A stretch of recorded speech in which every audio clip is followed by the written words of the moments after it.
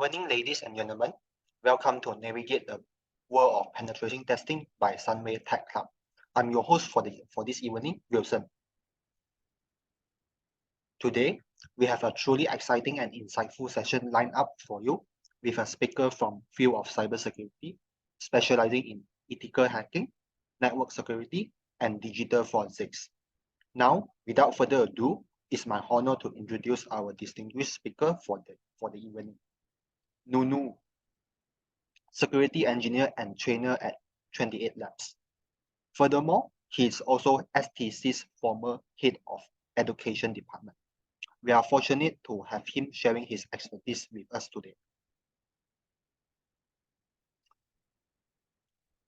Feel free to ask any questions in the Zoom chat, and we'll have the speaker to answer the questions before the event ends. You may also scan the QR code to ask questions in Slido.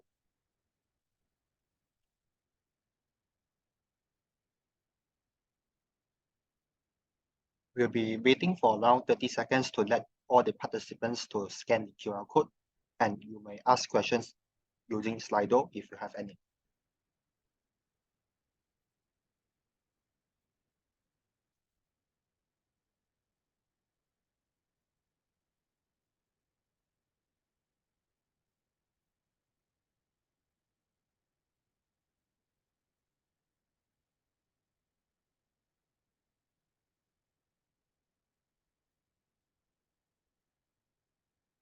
Without any further delay, let's welcome our speaker, Nunu.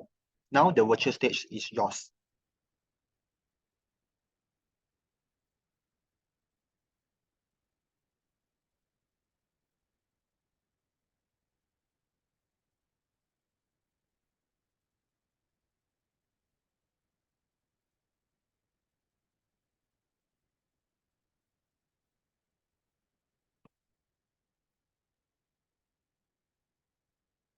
Without further any delay, let's welcome our speaker, Nunu. Now the virtual stage is yours. All right. Thank you so much, Wilson. I had just lost connection for a bit, but I'm back now. I'll just share my screen whilst I'm doing that. It's been a while since I've been doing anything STC related, and it feels good to be back, actually. So, let me start my presentation. So, navigate the world of penetration testing by Nunu. So, I'm Nunu. My full name is Nunudzai Mrewa, but you can call me Nunu. So, I'll just do a quick, who am I? All right. So, at the moment, I'm an IT security engineer at 28 Labs. I also do training as well. And I work remotely. So, the company is based in Malaysia, but I work from Zimbabwe. That's my home country. It's a Southern African country. So I was the former head of education for STC as well. So during my time, I was able to do and lead and also coordinate the Python workshop. I think it was the first ever Python workshop, the Canva workshop, Firebase with GDSC, as well as a few other events. At the moment, I'm a researcher as well. So I have a paper, it's going to be out sometime next year, I think in February, right? So it's on data compression. So for me, right, anything tech, I just love it, you know? My passion is tech, and I love to learn more as well as share new things about tech. So today, we're going to go through a few areas: the career of a pen tester, certs, skills, and some advice. So when people hear pen testing, they think hacking. Kind of true, right? Because like for the definition of pen testing, it's when you simulate a cyber attack using the tactics and the tools the real world attackers use, right? So basically the good guys helping out businesses to secure their defenses, right? So you could simulate cyber attacks on mobile applications, on APIs, on web applications, on networks. So it could be a wireless network or a network device. And most recently, you could simulate a cyber attack on LLMs, large language models. So the one thing you need to know about cybersecurity in general is that there's a lot of overlap. So for my job description, it's an IT security engineer and trainer, right? I'm not a pen tester according to my job title, but I do pen testing, which is part of the job scope. But I'll explain more on this later, okay? So my day-to-day activities, it's not really fixed, right? It depends on the client. It depends on their needs, the business, the industry. So it's very, I would say, subjective, yeah? So usually if I'm doing a pen test, I do the pen test, I write a report, then I present the findings to the client. So report writing is not my favorite thing to do because it's a bit tedious. So imagine you have like 100 screenshots, right? Different IP addresses, and you need to put them all in one Word doc. It can be a little bit tedious, you know? And it's just one client. You have 100 screenshots. So maybe at times I could have 5 clients. One is web, one is mobile. So it's important not to mix information. And it's also very important to know the vulnerability in great detail.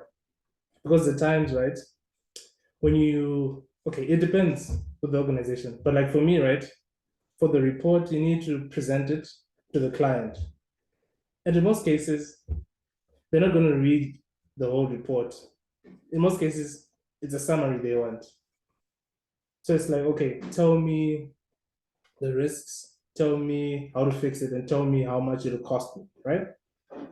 So that's the gist of it. Okay. So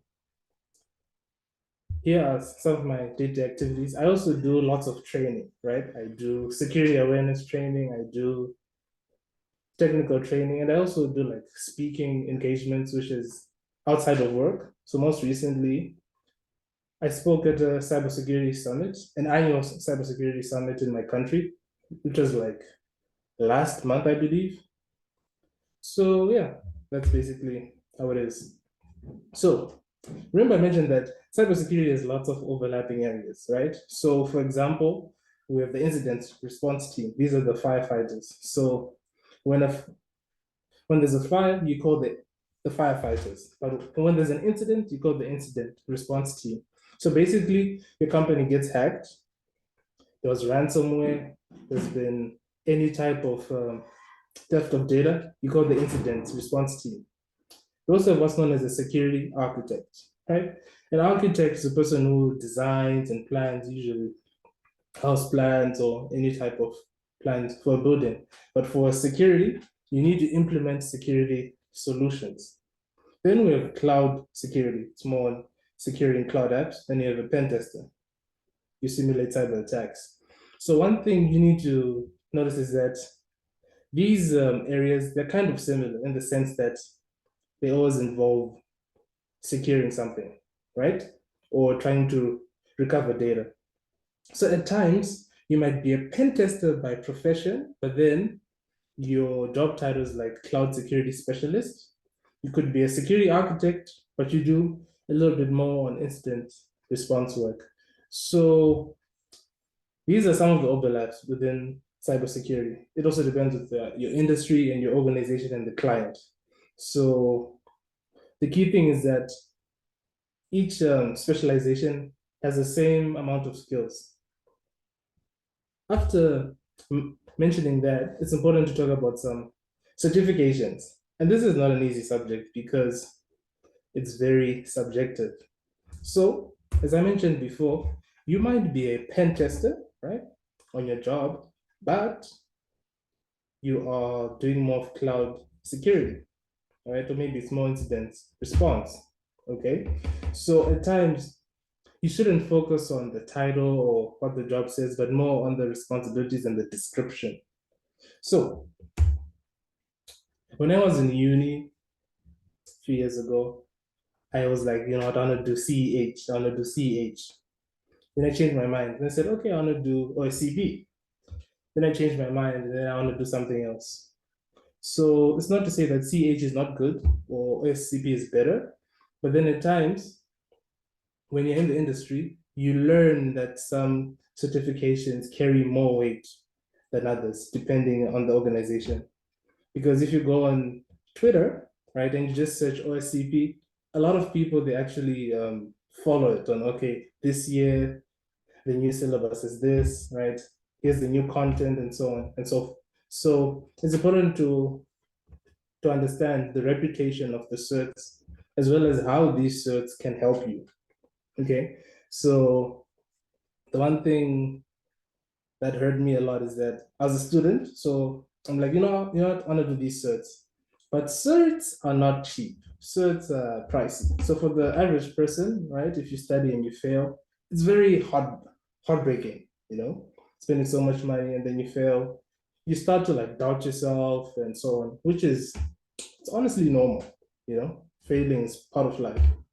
But then at the same time, when you aim for a cert, you need to have a certain mindset. Okay. You need to say, okay, yes, I have this cert, but it's not just for me to get a job. You need to be able to say, how has this cert changed me?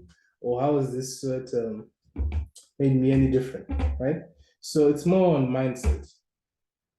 So CH, it's a MCQ exam, multiple choice. It's what, 125 questions, I think, if I remember correctly, and it's theory focused.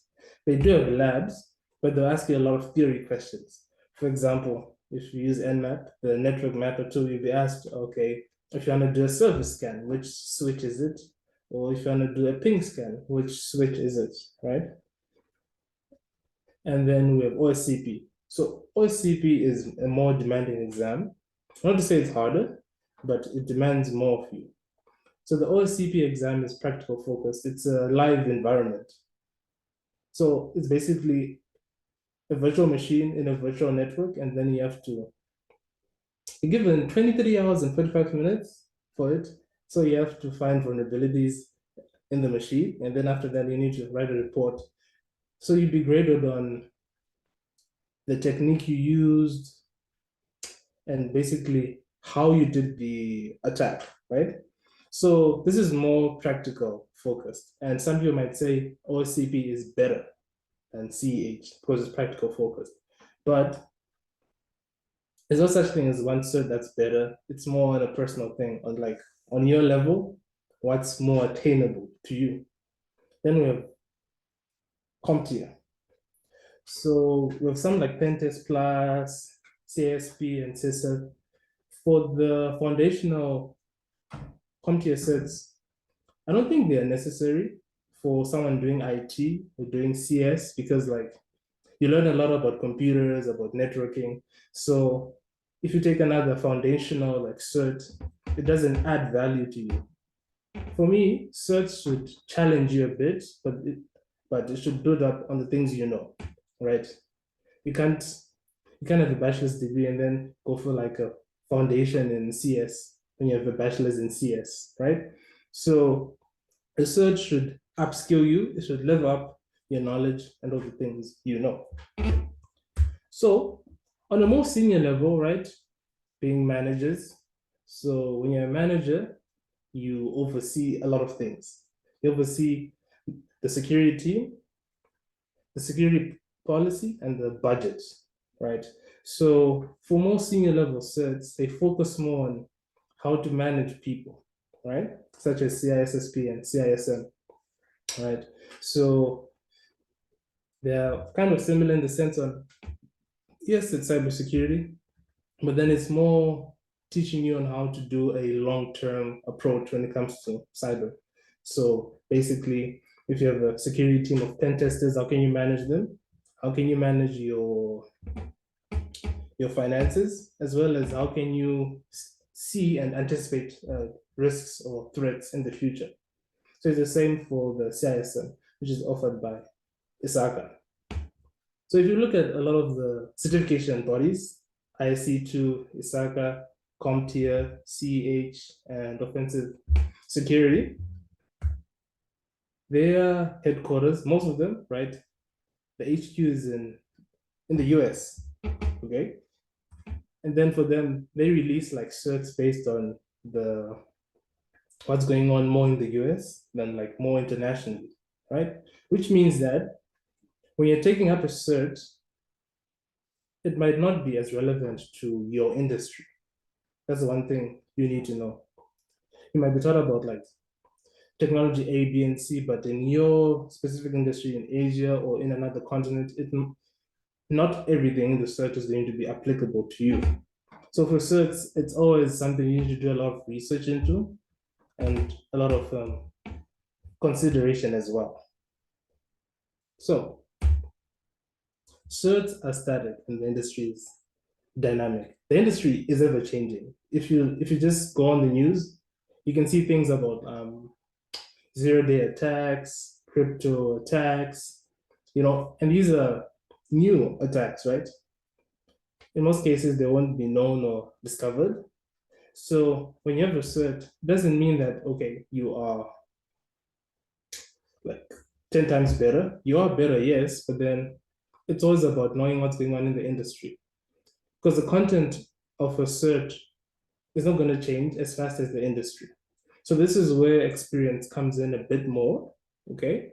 So if you are experienced and if you have a cert, it'll help you in two areas. You have the knowledge, yes, and you can demonstrate the knowledge with the cert. Then you have the experience, so you know how the industry works and you can anticipate threats, right? So for certs, don't really focus too much on, I want to get this cert, I want to get this cert, you know? And sometimes you change your mind too. For example, for me, I did change my mind a lot when it came to certs because there are certain modules in the cert that I saw and I like them.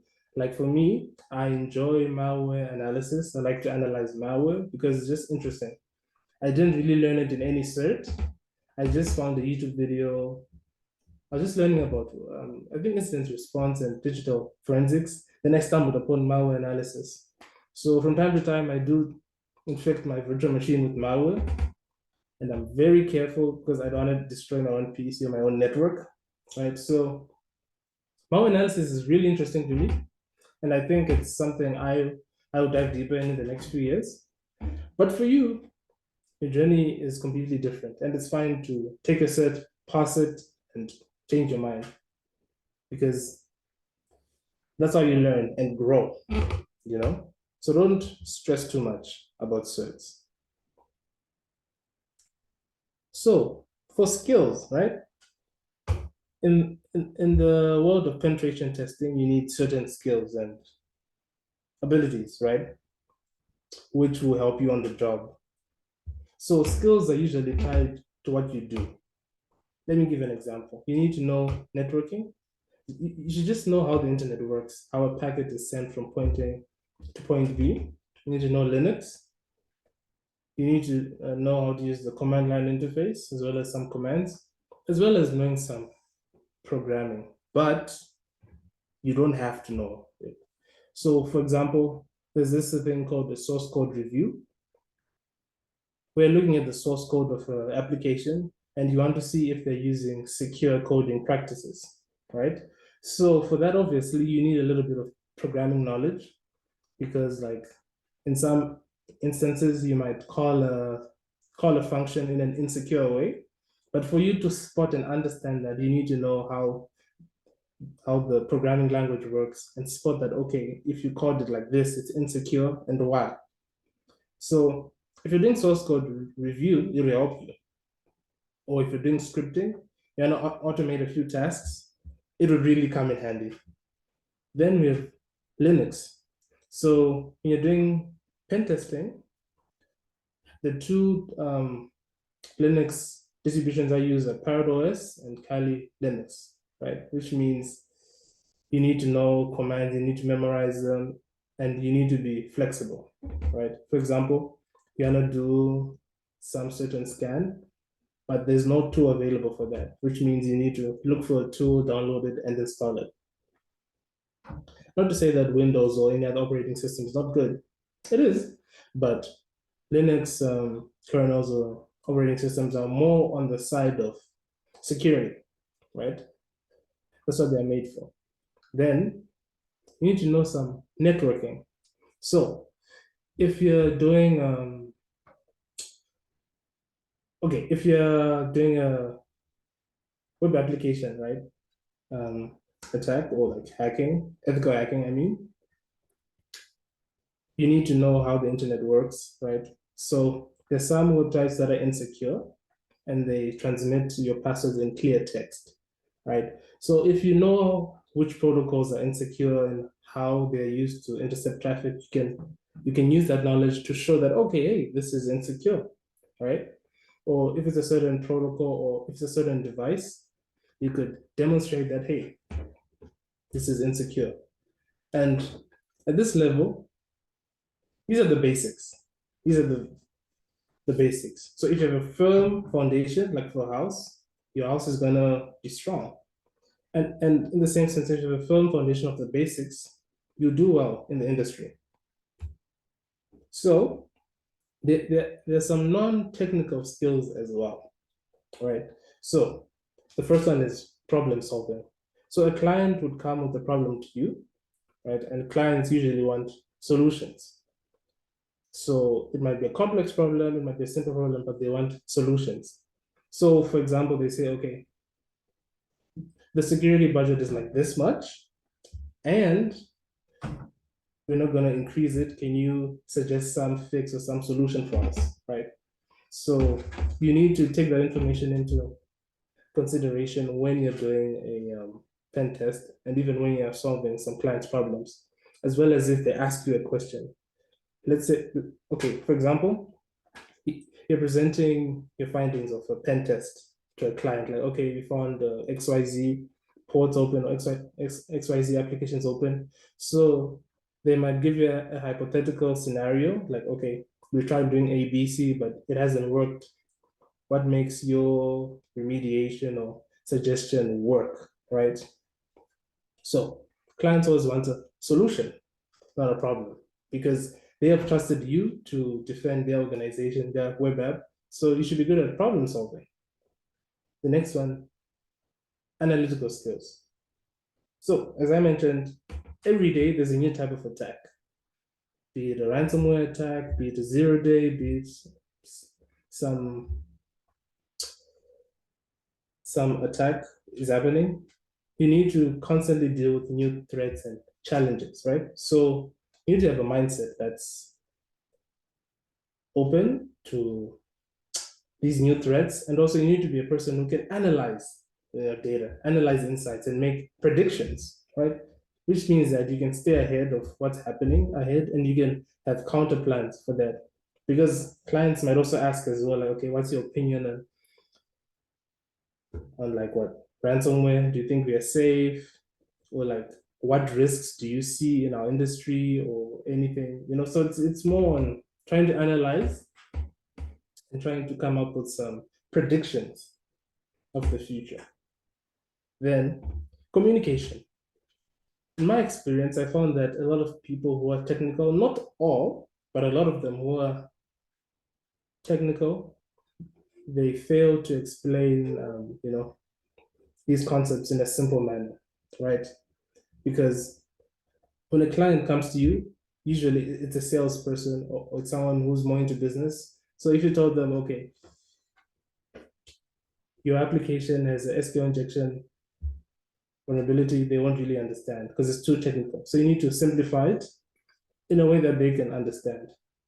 So I've seen that a lot of tech people aren't as good as they should when it comes to explaining these problems, especially to people who are in the non-tech field, right? And in my experience, I've always been giving presentations to clients on vulnerabilities, remediation plans, training, and they will ask more and more questions. So I should be an effective communicator, be it for trainings or even presentations. And I urge everyone to be ready as well, right? Because for me, when it comes to any skill that's non-technical, communication is the most important for me, in my opinion. If you can communicate something and you can make the other party understand, great, super, that's great. Now, advice, things I would do differently, as well as observations and a few predictions on the industry. So, practice and learn. Honestly, don't feel bad that you don't know something, right? Be honest with yourself and say, look, I don't know as much as I think I do, right? Or I'm not as experienced as X or Y, and you should be okay with that. Because in some interviews, they ask you questions until you say, I don't know, right? Why? It depends. Maybe they want to see how far your knowledge goes, maybe they want to see how honest you are. So practice and learn. So the best resources would be TryHackMe, OneHub, Hack the Box, and CTFs. TryHackMe is more on I'd say it's easier. Everything is explained to you step by step, and you can. There's some rooms and some mini CTFs as well that are on the easier side. Then you have VulnHub. So VulnHub is the place filled with vulnerable machines. So it's more on network hacking. For TryHackMe, it depends. You could do forensics, you could do malware, you could do web, you could do network. API, I'm not sure, but it's more wider for TryHackMe.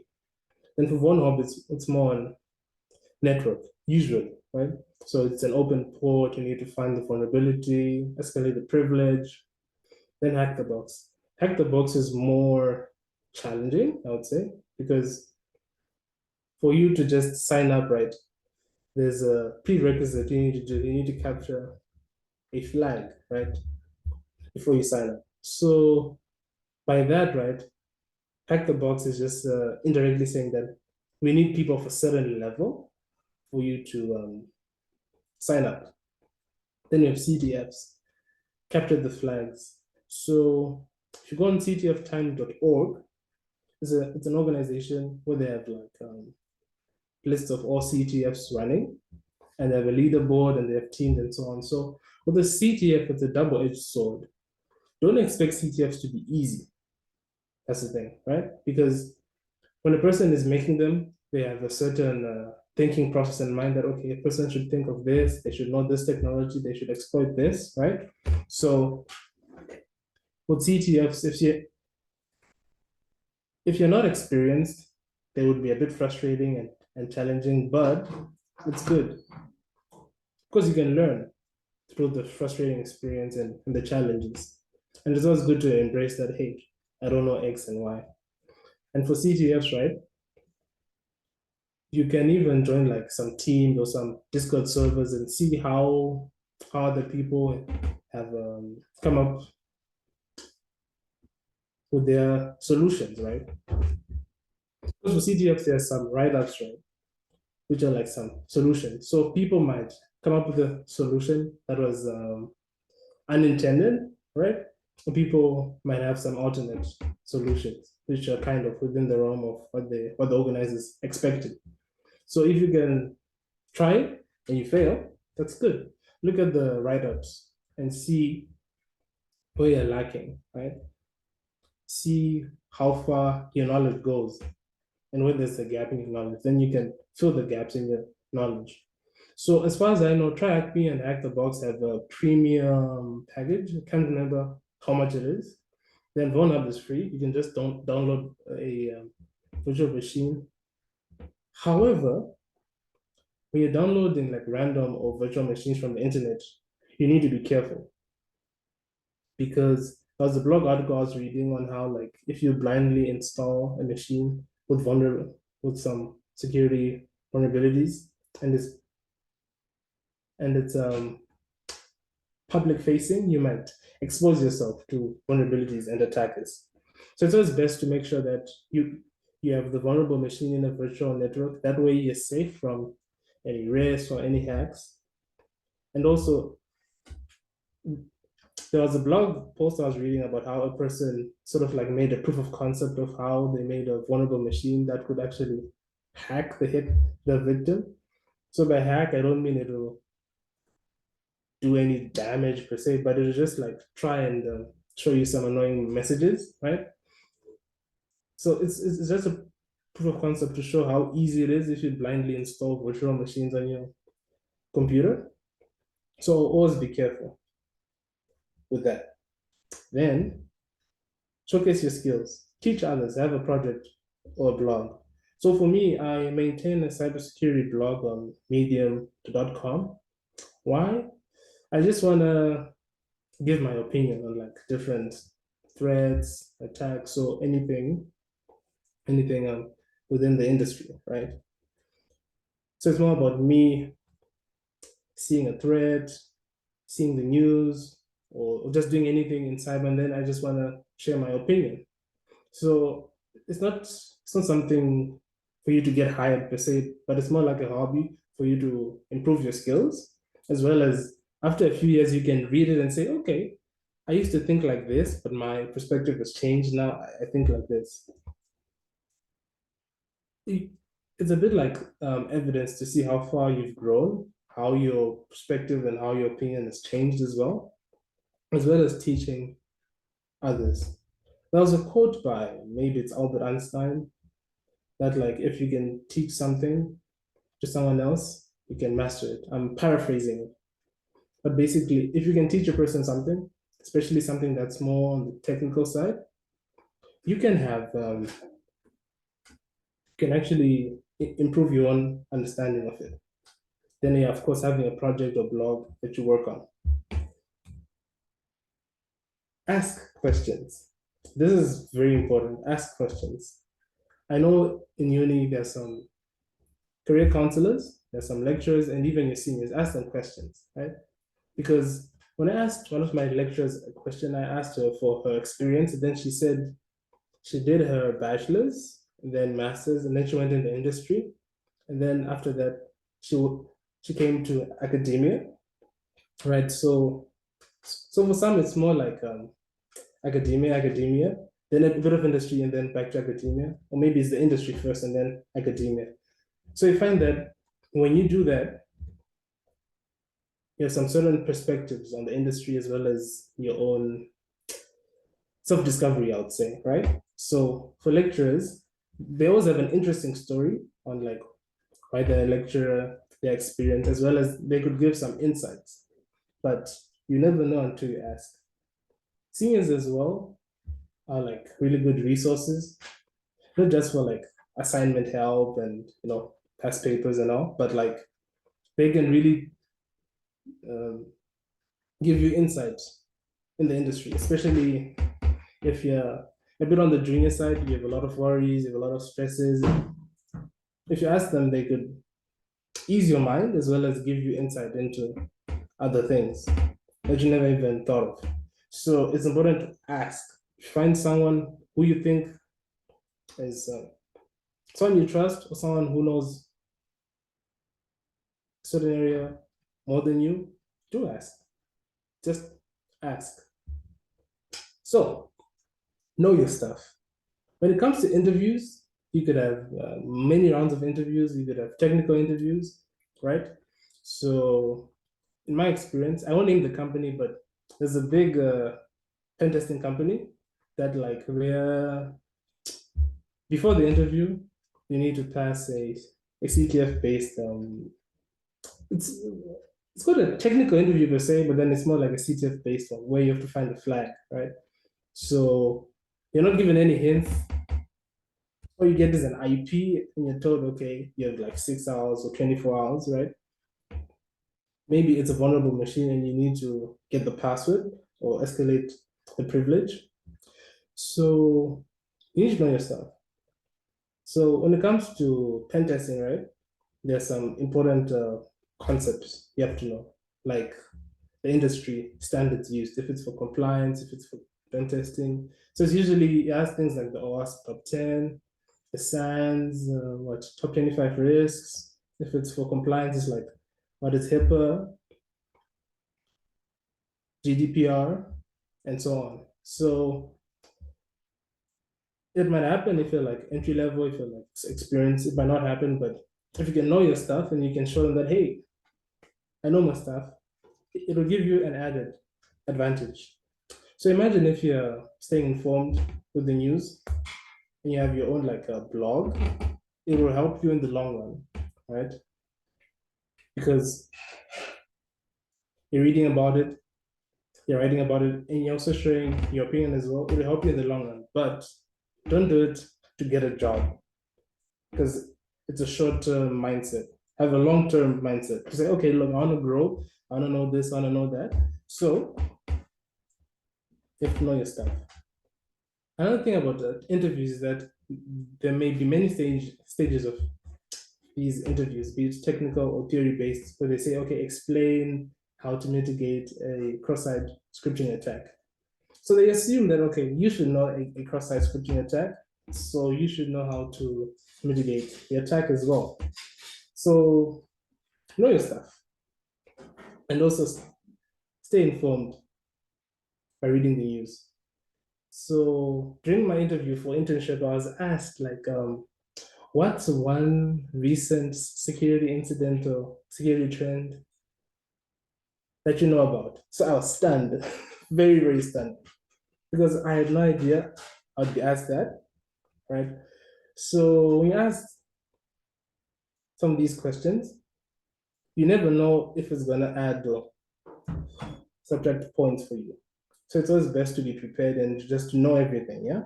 So just be there, know your stuff, and don't panic, right? If it's an interview or if it's anything, don't panic. All is well. All is well. Just like do your best. So with that, I want to say thank you guys for listening. Are there any questions? Whilst you're thinking of questions, if you want to contact me, you can scan the QR code there. That's my LinkedIn for any questions. If you want to follow me or something, up to you. I'll also share the link in the chat. Then, yeah. So here's my LinkedIn link. But yeah, thanks guys for listening. If you've got any questions, do let me know. But for now, I'll just pass the virtual stage back to Wilson. Yep. So thanks Nunu for sharing um, all his knowledge regarding penetration testing. And now is finally the Q&A session. So if any participants have any question, feel free to ask in the Zoom chat room and also or head over to Slido and ask. The Slido link has been provided by Julia in the chat room. And in the meantime, we have quite a number of questions in Slido, around 10 questions. So I would like Julia to share the screen. Julia, I will that. Could you please share the Slido screen? Yeah. Just go back to the presentation view.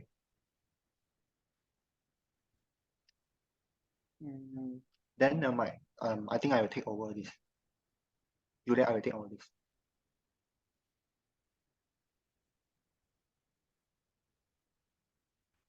Can you share my screen? Can you see my screen? Yep. Yeah. So we have quite a number of questions. Before handing over to Nunu to answer the questions, I would want to answer this question that the recording for this session will be provided after the event via the email you have used to register the event. So now I'll be handing over to Nunu. Okay, so I'll just start with the first one. Do you think the uni syllabus is enough for the real world? I thought of the same thing when I was in uni and I spoke to my lecturer, right?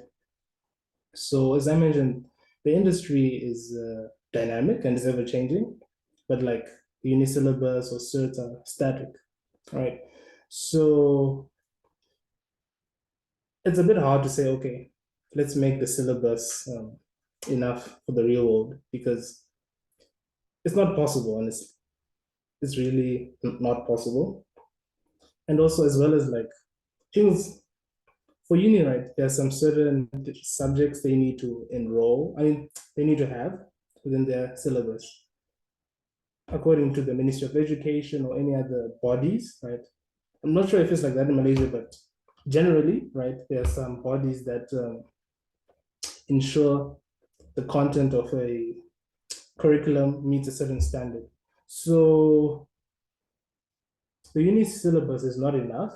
It's not to say that your degree is not worth anything. Your degree is valuable, right? Don't think it's not valuable. It is.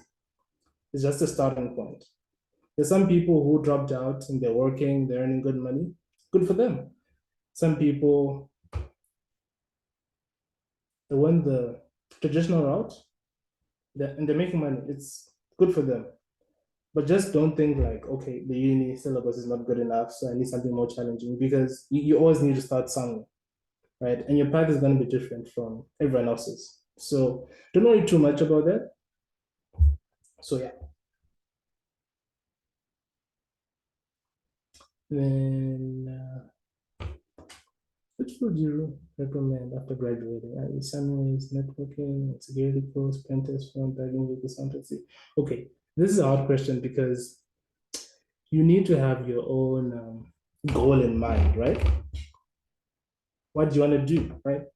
What do you want to be? So the first thing I would say is try to understand yourself first and say, okay, what's going to be the best thing for me, depending on what my long-term goal is. That's the first thing. For me, right, what I did, I graduated and then I was working for a cybersecurity startup, which is 28 Labs, and it's fine. Every every side has its has a good side and the bad side. So don't worry too much. It's more on a personal question. You should say what's best for me and decide from there. Because I really can't recommend. Yeah. What cybersecurity skills are in high demand nowadays? Another hard question. So in my country, it's more on digital forensics, right? And also like incident response. Because like within Africa in general, there have been a lot of cyber attacks and they need people to clean up and investigate. So it's more on digital forensics and incident response. But in Malaysia, I'm not too up to date with it, but I would say generally, if you're a pen tester, everyone is looking for you. Yeah.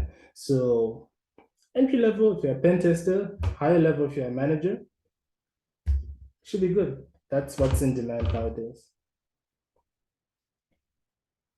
What about CHFI? What does this focus on? So I took CHFI back in my uni days. So the name the name of it should give you like everything. It's more on forensics, right? And investigation. So you learn a lot about like how to gather evidence, right? Even like some laws about how to make sure evidence not tampered with, how to be an expert witness. So it's more to do with cybersecurity, a little bit of law enforcement or like laws and regulations as well. And yeah, that's about it. It's more on data recovery, incident response. Yeah. After a degree in cybersecurity, for example, at Sunway, computer networking and security, what masters would you go for? Something related to cybersecurity? Oh, something I would go for. Okay. So for me, right, I did BCNS, so that's computer networking and security. So well, what masters I would go for, because I love cybersecurity, I'd go for something related to cybersecurity, but on a deeper level. Like, okay, I'll just tell you guys this. It's not official, but like I was thinking of doing research into something like cyber deception. So it's used in the military. Basically, before you do an engagement or before a hacker hacks, they need to gather information. So the first stage is reconnaissance or information gathering. So if a hacker or adversary has false information, they can't launch a successful cyber attack. So that's something I would go for. But then what I would go for might not match for you, you know? So it's more about your interests. So for me, cybersecurity, masters, yes, 100%. Given that CS is always evolving, how do you keep up with the knowledge?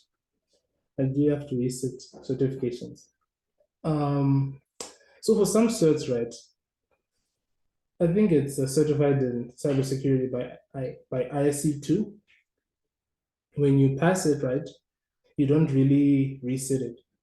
You pay a fee to like maintain your cert every year, which is like $50, which is like just above 200 ringgit a year, right? But for some certs, you might have to reset. Like for CEH, it expires after 3 years. So once you pass, there's the expiry date. So when it comes to CEH and ones from EC Council, yep, you have to reset. You have to retake the exam.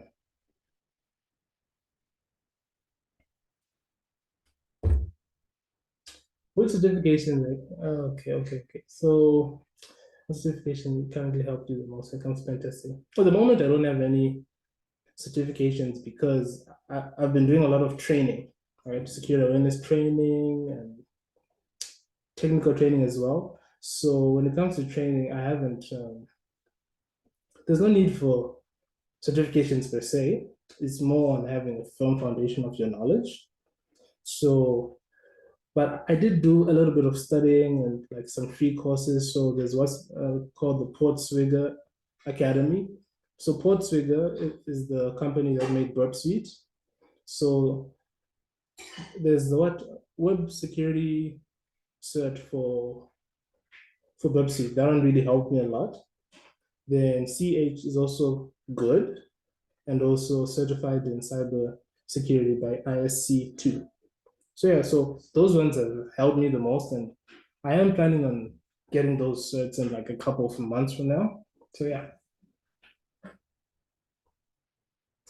do you think AI and ML play a role in the cybersecurity field? Yes, I do. So most recently, OWASP, the Open Web Application Security Project, they released the OWASP Top 10, which is a list of vulnerabilities. So the newest list they released a few months back was on LLM threats, which is large language models. So I was very excited about this because ChatGPT and all these other large language models have been, in the industry and they've been making noise. But then on the security side, you hear people of how they hacked into them or how they did prompt injection and so on. But there hasn't been much on the security side. So what I'm looking into right now is that I would want to see how companies would offer something like LLM pen testing, large language model pen testing. Not only that, but with AI and ML, the more we have like new tech, right, the more AI could be used to create some vulnerabilities or like some custom malicious software. So when it comes to ML or AI in cybersecurity, it's a double-edged sword. There's the good and the bad. So, but in general, I'd say it's a very influential. Yeah.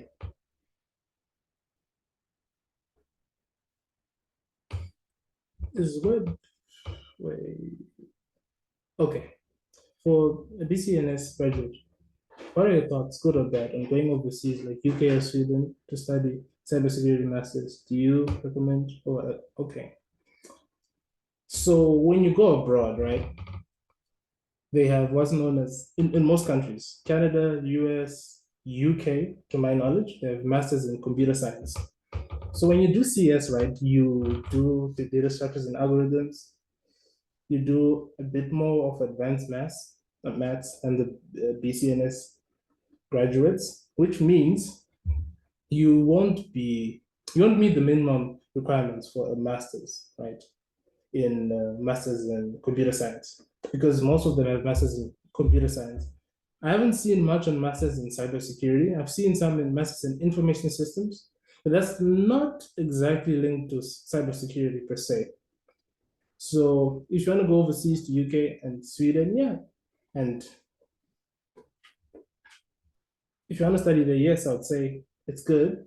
But then our syllabus, right? And their syllabus may be different. So do expect it to be maybe a bit more challenging, because it's a different country, it's a different syllabus as well. But in general, go ahead. Going overseas for a master's, do it. How satisfied are you with the job?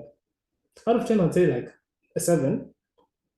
Am I satisfied? Yeah, I am, of course. But like when I when I started working, I had certain expectations, right? And they were not met.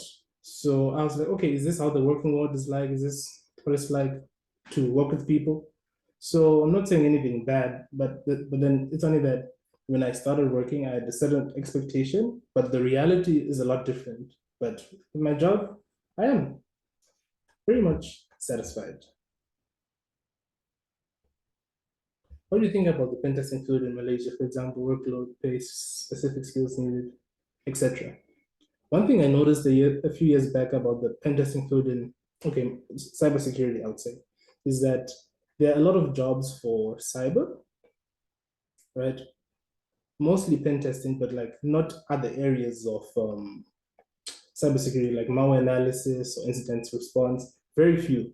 So I feel like pen testing is a bit oversaturated. Like there are a bit too many jobs on pen testing, which will not make the industry diverse. So it'll be competitive, yes. Workload is not the best, to be honest. Expect to work on a lot of projects and on it's a high pressure environment. In my experience, it's not good, it's not bad. Just pay is good, pay is okay. If you work for the bigger the company you work for, the better the pay. Specific skills needed, as I mentioned, if you know the basics, you'll be fine. But I'm a bit worried that like it's more just pen testing in Malaysia, not like other areas of cybersecurity. So it will it will be or it is quite competitive. So yeah. Which resources do you personally often use for practice? Uh, let's see. I use Hub. I don't use Try Hack Me that much because like I don't want to learn, I want to do it more hands-on than YouTube. The biggest resource I use is YouTube. I just search for one skill I want to learn or one tool I want to use. If it's Wireshark, I just search Wireshark. If it's Burp Suite, I just search Burp Suite. And also, I often use Twitter. It's not a resource per se, but I use that to like discover new tools or like any new insights on like how to practice or new websites. But other than that, it's Hub and YouTube. Those are the biggest resources for practice.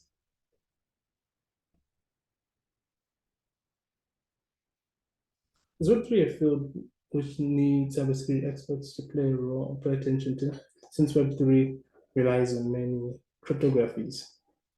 I'm not that well versed in Web3, so I can't really give you much of an answer on this, but like, yes, Web3 is revolved around cryptography, but for us people within cybersecurity, we don't need to come up with new algorithms since they are already there. Most likely we'll just be improving on them and just monitoring them and making sure that they're still strong, they're not weak. But in general, I'm not that well versed in Web3, so I can't give a long and detailed answer. But yeah. What kind of self projects can I work on for being a pen tester? Side projects, CTFs, but the learning curve for CTFs is a bit big. So don't go to CTFs first. Try to download some vulnerable machines on Hub. See if you can figure out how to do it. If you can't, it's fine. Look for some walkthroughs. They'll give you some hints so you can understand the mindset of being a pen tester. So just find some vulnerable applications. Oh, actually, I just remembered. So if it's for web, look for some like a DVWA, which is damn vulnerable web app, Bbox, OWASP Juice Shop, and many others. So just look for like vulnerable applications, then it should be good.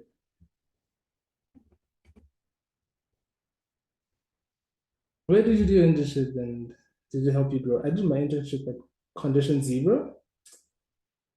I was very new to the industry, so and even like the work environment, as well as being a foreigner, I didn't know how like it's like working in Malaysia. So how it helped me grow, I discovered that I have a passion for teaching in general. So I did a what you call it? Security awareness training on password management, right? So my internship helped me understand that I don't have to know everything, you know. I just have to have an attitude to learn one thing every day and to have a mindset to constantly improve myself, right? So it was an eye-opening experience, and I like how when I asked my seniors like, okay, what certs should I take? All of them said, don't focus on certs, have experience, right? Have some vulnerable machines, do something for you just gain experience before going for the certs. So yeah, that's about it. What are your predictions and changes in cybersecurity with upcoming advances of neural networks or even artificial intelligence is achieved? Okay. So I expect there to be a lot more um, hijacks, right? Because Gen AI is very new. So any technology that's very new, in the first stage or first iteration or first release, it would be very insecure. And they have bugs, they have security issues. For example, Bing chat was hallucinating, right? So my predictions are that it will get better, right? With, with time, be it for security and be it for like hacking as well. So I can see like people making some very convincing deep fakes, right? Causing like public chaos and mayhem, spreading a lot of false information, as well as making well advanced malware and also just more convincing phishing emails. But then at the same time, it's not up to us as people in cybersecurity, pen testers, and so on, to see these risks as well as come up with solutions before things get that far bad. Yeah. Is it okay if I graduate with a bachelor's in cybersecurity, or should it be a bachelor's in IT? This is more of a personal question on what's your end goal. Yeah. What opportunities are you looking into, and why do you want bachelor's in cybersecurity? Why do you want a bachelor's in IT? But just to help you a bit, bachelor's in cybersecurity or computer networking and security is a precursor to you going into the field of cybersecurity. With IT is more like general, it's not as specific. So it's more like on what you call it, you work in the field of like technical support, help desk, which is fine. Yeah, not saying one is better, but like it really depends on what your end goal is and what you want for yourself. So yeah. Can you provide a roadmap on how a BCNS graduate can go overseas to study masters and more importantly work? Or is Malaysia's standards too low to be doable? Not sure about Malaysia's standards, but I can provide a general roadmap. Yeah. So BCNS graduate. Okay. So the first thing you need to find is that if you want to go overseas, look for an economy that is that's doing well, right? For example, the UK economy is not doing that well, right? So that might work against you, might. So another thing you can look at is look at countries that have like a lot of cyber attacks as well. That might work in your favor. For example, if I remember correctly, Germany is one of the most attacked European countries according to like a threat map, but I'm not too sure if that's accurate. So first, look for an economy that will work in your favor. Is it a heavily, is it like a tech economy? Are they advancing? Are they, are there lots of policies for tech?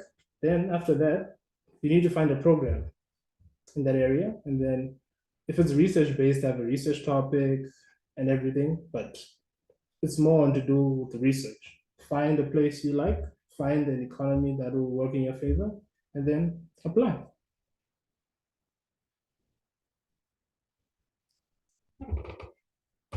Then the last question, how do you get into GRC? Is it possible to start from a fresh graduate, preferably working overseas? Does it need many years of experience to get into this line? So GRC, okay, so like governance, regulations, and compliance. So what I discovered is that when you're doing anything compliance related, a lot of clients will hire someone just to handle that because the GRC side of things or the compliance regulations are not like clear cut. They're very ambiguous, lots of big words. It's not easy to understand. So usually they hire someone for that. But in my experience, in Malaysia, I haven't seen much opportunities for GRC. I could be wrong, but I haven't seen much for GRC. You don't really need lots of experience for this. You just need to be a person who reads all these like policies and understands them, especially in the overall context of how to do business and how it is applied to a specific industry. So that's it about that.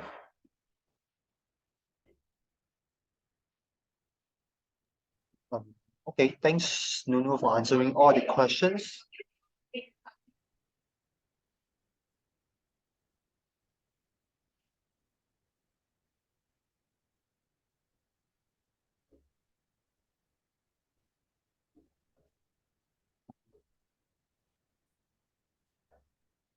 Julia, can you please share the feedback form slides?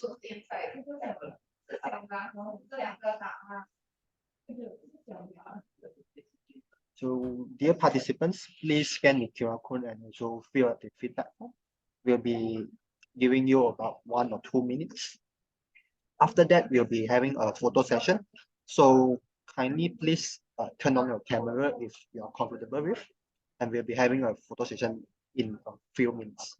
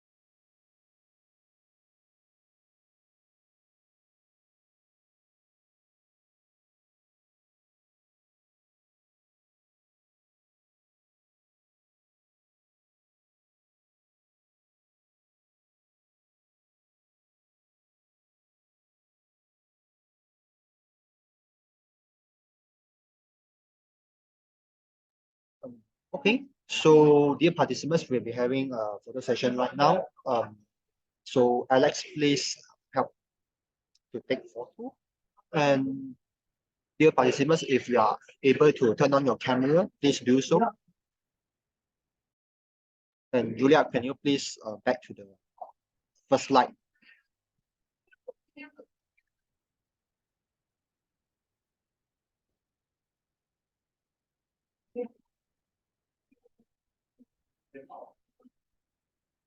Yep, we are waiting for more participants to turn on their camera.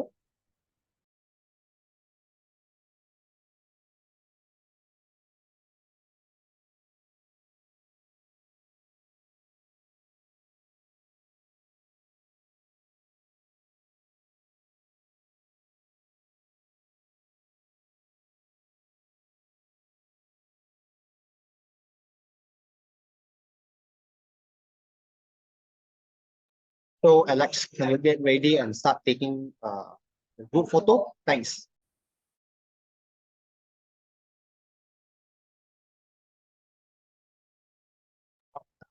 We'll be taking a formal photo first. 3, 2, 1. 3, 2, 1. Lastly, one more photo for freestyle.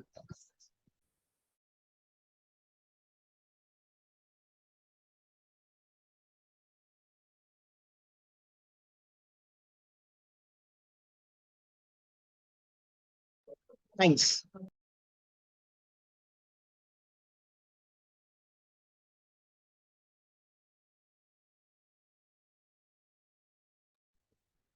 To the SDC slides, please.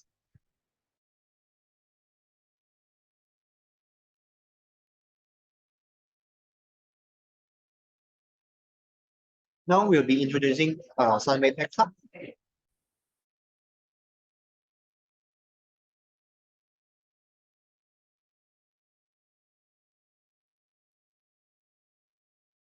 No sound, Julia, no sound. How do I share it with sound, yeah? Enable sound sharing during the sharing option.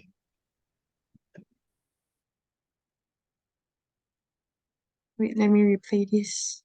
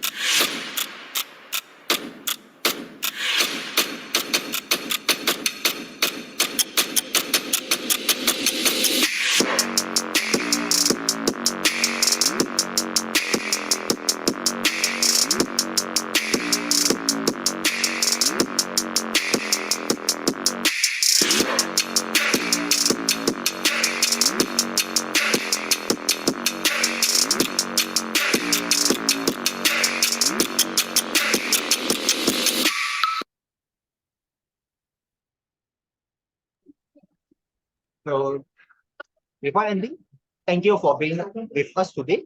We hope you have learned a thing or two from our speaker. Do leave us some feedback by scanning the QR code shown in the screen just now. Don't also forget to follow on our social media and also stay connected with us. You may scan the link tree shown on the screen on your screen. See you again in our future events. Take care and stay safe. Thank you very much. You may now leave now. Thanks.